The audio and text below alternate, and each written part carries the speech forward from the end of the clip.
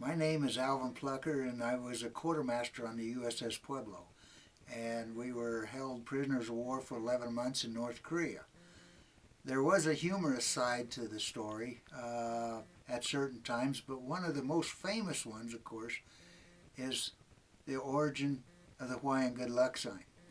Well, the Hawaiian good luck sign originally sprung out of the total demand by the North Koreans for propaganda photos.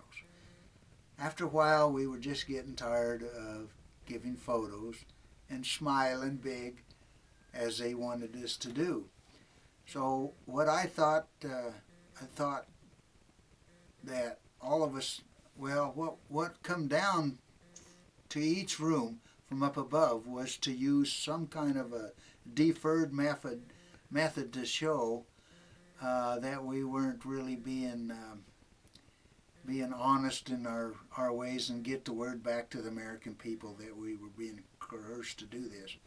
So what happened was a guy named Goldman originally come up with the fact that he was going to do a finger in some of the photographs, and that was really good. It got passed from room to room, and we all started to do the finger at every photograph we took. We either had it laying alongside our face or down like this or somewhere, but every guy did it. Sometimes they did it twice, and it was never caught on to by the North Koreans. And so one day, it just so happened that we had a room assembly, and we were assembled in this large room with the commanding officer, who was a colonel of the North Koreans, and he wanted to know what this particular sign meant.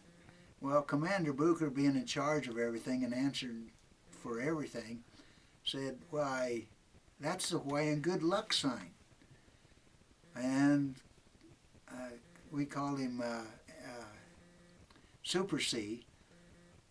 He says, "Okay, that's a Hawaiian good luck sign." And he never thought much more about it until about a day or so later we had another assembly, and they says, "We found out what this meant, and it was an obscene gesture, and you have embarrassed the North Korean people." And he says, "Who is responsible for this?" "We know that this man Goldman started." So they had worked Goldman over pretty good for that. So they says, "Well, we were not being sincere. We were told to write more confessions, and we would be dealt with mercilessly." So we underwent 11 days, which we called Hell Week, where they beat us up for anything imaginable and everything imaginable. They cut the food rations again, and we later found out that the reason that this had we were exposed was by a reporter who had worked for the Time magazine in Tacoma, Washington, and he had let the world know that what it was, and embarrassed the North Koreans, and they had to take it out on us for such a thing. So was it worth it? Was it worth flashing the finger? I think it was worth it. It got the information back to the people, and the people all had a big laugh out of it.